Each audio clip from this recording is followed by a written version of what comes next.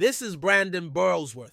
On that day, he had just been baptized. When they got home, Brandon complained that he was constantly being called fat.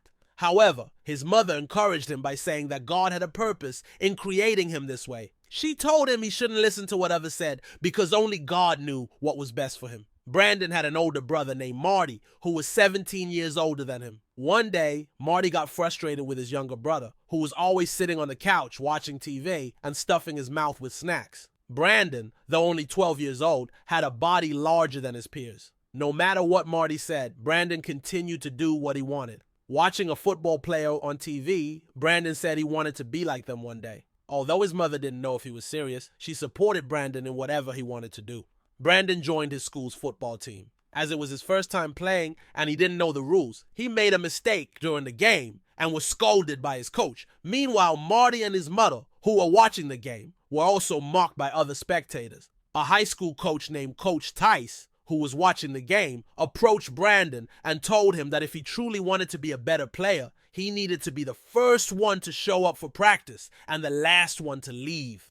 After practice, Brandon was to stay with his father that night, and his father came to pick him up. Brandon's mother and father had separated a long time ago because his mother could no longer tolerate his father's drinking habits. Before they left, Marty told his father not to drink while Brandon was with him, but his father still couldn't break this habit. In the morning, when Brandon saw his father drunk, he immediately called Marty to come and get him. When Marty arrived, he told his father to stay out of their lives. A few years later, Brandon entered high school and joined the high school football club. As Coach Tice had said years ago, Brandon was always the first to arrive at practice, even before his coach. When Coach Tice asked why he came so early, Brandon replied that he was just doing as he was told.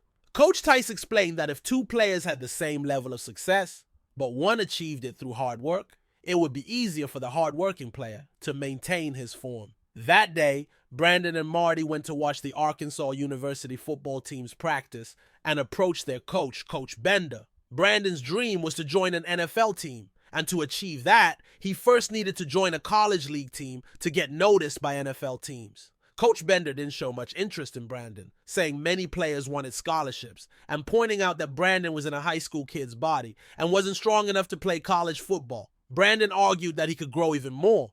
After graduating high school, Brandon received a scholarship from Arkansas Tech University. His family was thrilled about the news, but Brandon tore up the scholarship letter because he wanted to attend the University of Arkansas. His dream was to join the Arkansas Razorbacks, and he planned to get a scholarship from the University of Arkansas. Considering the family's financial situation, Marty told Brandon he shouldn't miss this opportunity. Coach Tice also suggested he take advantage of it. However, up until graduation day, Brandon refused to go to Arkansas Tech University. Marty became angry at Brandon's insistence on enrolling at the University of Arkansas without a scholarship. Brandon hadn't even thought about how he would cover tuition and living expenses. One night, Brandon overheard his mother dealing with some bills. She decided to take out a loan from the bank to cover 1 year of Brandon's education at the University of Arkansas to support his dream.